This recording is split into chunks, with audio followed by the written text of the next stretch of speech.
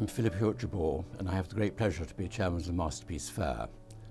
It's a delight for me today to introduce 5 pieces which for me are highlights of the fair. I've chosen these pieces particularly because they're references either to classical antiquity or to early civilizations.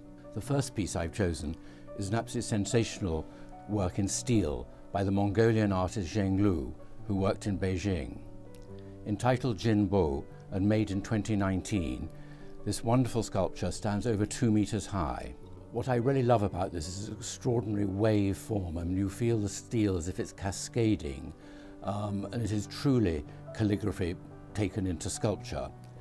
It's full of energy, and what is particularly extraordinary, when you examine this close up, the entire surface is covered with hieroglyphic inscriptions taken from classical Chinese texts.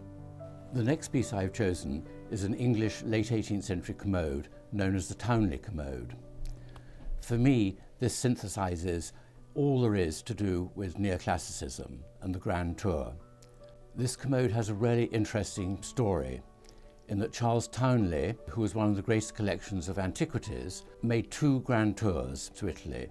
The first to Naples in 1768, where it appears that he bought this extraordinary marble top, although marble is a misnomer because it is made from Vesuvian lava samples arranged in a complex pattern. He would have bought this in Naples. He took it back to England, and when in England he commissioned a cabinet maker, possibly Mayhew and Ince, to construct the base, the commode itself, to take this really important and valuable slab of stone.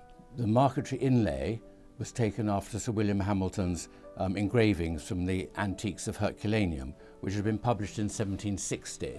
So this work is a tremendous contemporary object, and it's unusual for a collector to be actually involved in the commissioning of works of art, which makes this piece particularly extraordinary.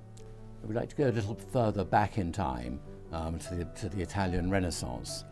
This extraordinary white marble bust of Cleopatra, probably carved in about 1550 in Venice, is typical of the then current style of looking back to the antique.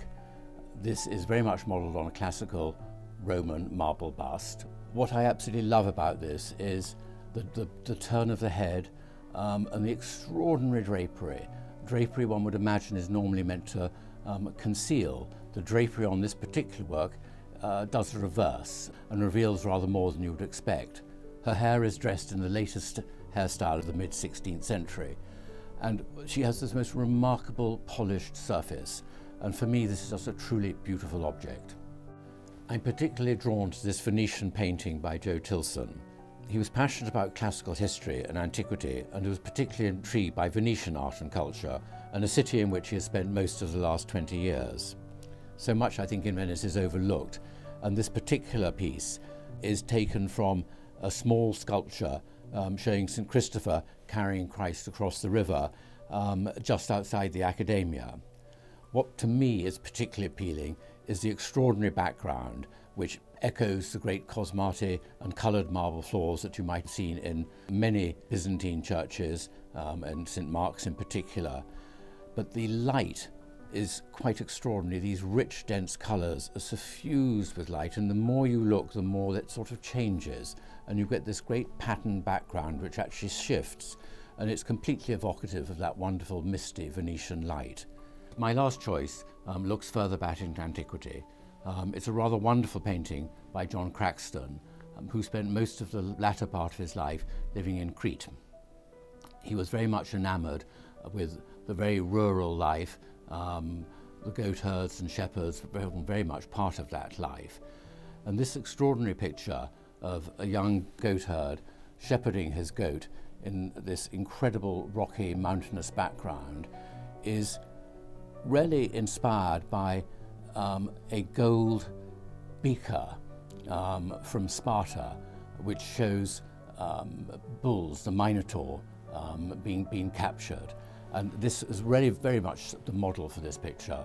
What I love about it is not only that particular relationship, but the extraordinary bold outlines of the picture. I mean, it's very much a cubist work, although it was not painted until 1970.